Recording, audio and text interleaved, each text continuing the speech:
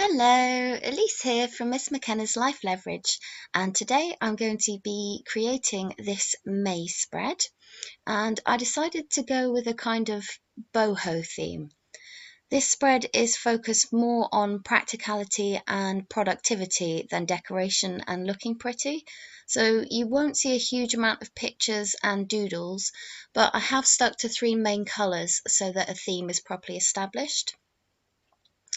If you've seen my last couple of videos, you'll have noticed that I've absolutely fallen in love with Dutch door spreads. So for me, I've gone a bit mad with them and used them throughout the whole month. I've not gone into detail about how I've made them because I've made a separate real-time how-to video to show you step by step how I make 5 different kind of spreads using the Dutch doors, and I'll leave a link in the description for that video for you. Before I go into how I created my spread for May, I'm going to take you through a quick flip through of what I have so far for my April spread. So I'm going to show you what I've got so far for April. I chose music as my theme for the month, and I will link the video to that one down in the description. And I have my usual main monthly view. Yes, I did it wrong. The keys and the beats and everything are wrong. I should have done some more research. I'm sorry to all you musicians out there that are irritated. Sorry. And then I've got my daily, weekly. This I see all through the month because I've got all my weeks. I can see it all through the month, and it's a habit tracker. I've got mini calendar. I also tracked my sleep down the sides, and I did sort of, first I started with my tasks and things, and then at the end of the day I did my gratitudes and what I'd eaten. I really found that I used this spread more than I usually do. If you look back,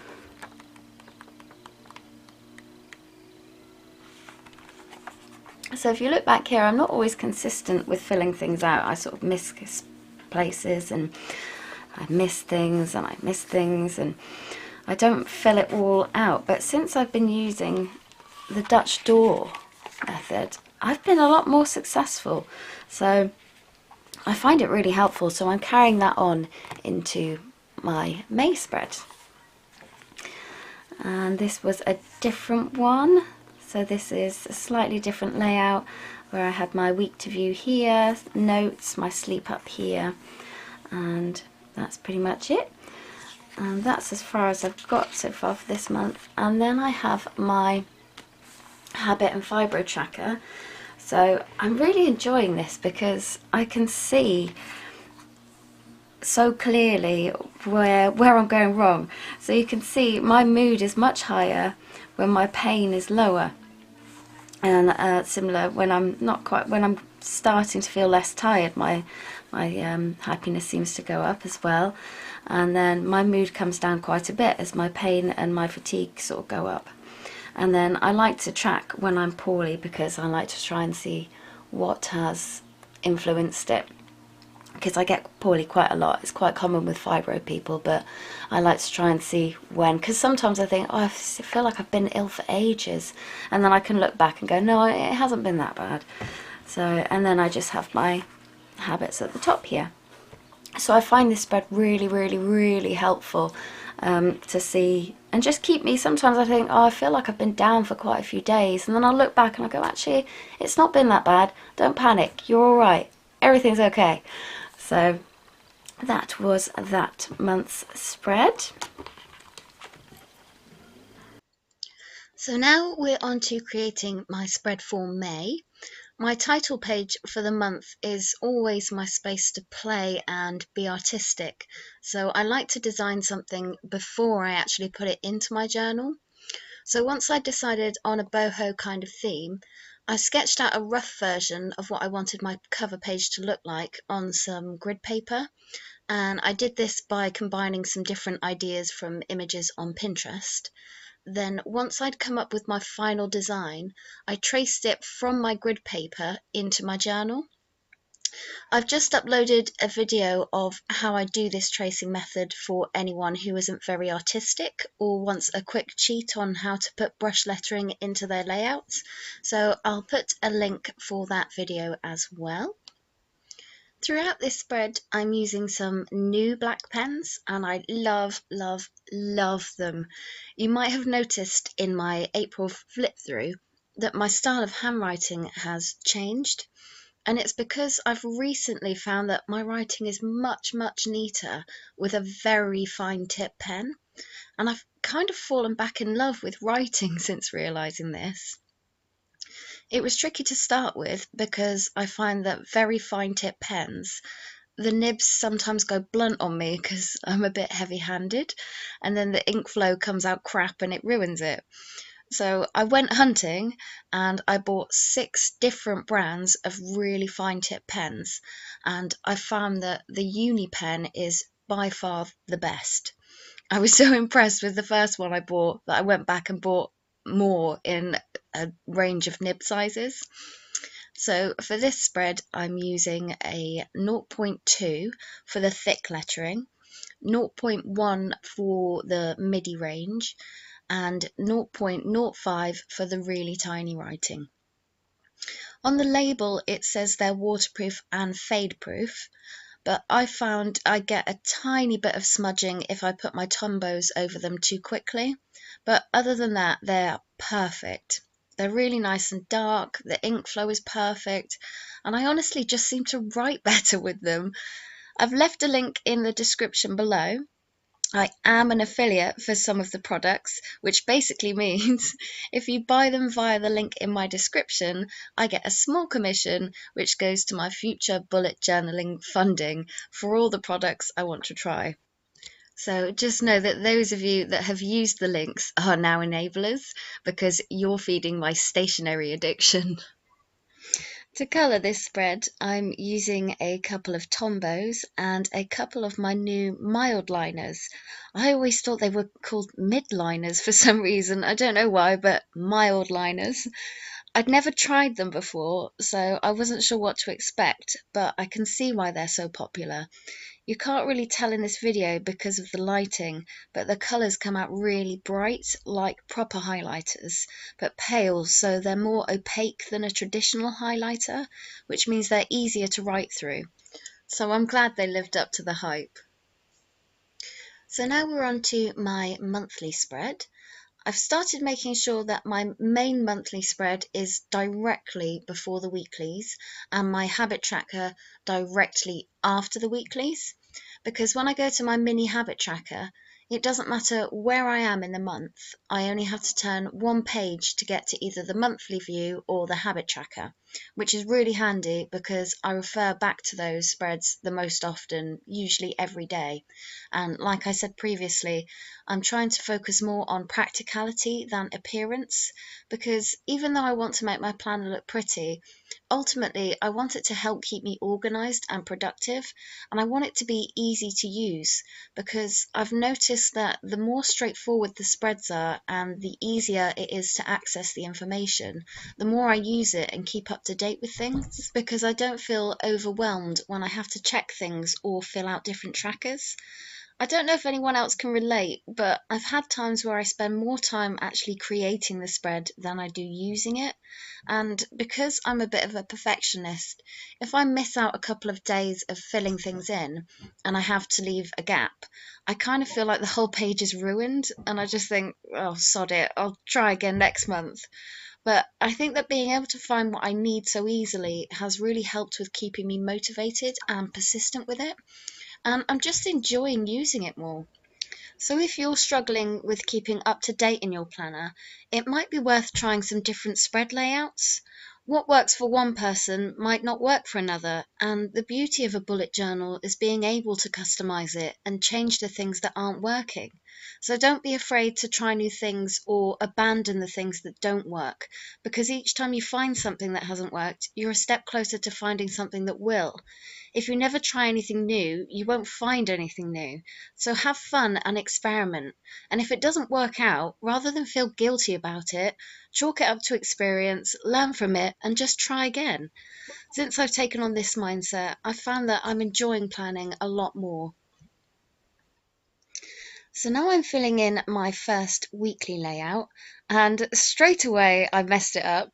I started Monday as the 1st, but it's actually the 30th because May doesn't start till Tuesday. So I got my handy little roller Tipex thingy. I think in America you call it whiteout. And I just went over the mistakes with it, coloured it back in pink, and redid the dates. Usually I'd be really pissed off that I'd fucked it up, but I'm starting to realise that I'm probably going to make some sort of mistake at some point in every month of my planner. So I just need to embrace it and give myself a break. It doesn't have to be perfect for me to love it and for it to be functional. I've given myself separate spaces for notes and to-dos because if they're clumped together, sometimes I mistake something for a note when it's actually a to-do, and then I forget to actually do the thing. So I think having them separate will help me distinguish which is which, so I keep on top of things. I'm also starting a new sleep and activity log, which I found from Cindy Gwentert Baldo. I'm not sure if I've pronounced that right, but she's a great person to follow because she's got loads of good ideas and things I'd not seen before. So I took inspiration from her to make this, and it basically works like this. You have 2 squares per hour of each day, which gives you two 30-minute slots for every hour to colour code with an activity. And on the right, I'll give myself space to fill out a key of what colour each activity is. I'm not going to fill it out yet because I'm not actually sure what I'll think is a significant thing to label as specific time spent, but I'll colour code each activity and fill it out as I go. I've kept my mini calendar at the top right hand of every new weekly spread because I want it to be nice and easy to find when I need to see which week is which. I also love my mini calendar because if I know I've got a deadline at the end of the month, which I have had since I've been trying to get these videos out for you, I can see how far away the deadline is as I progress through each week. So I'm less likely to leave everything till the last minute because I can see the days ticking away and the weeks progressing.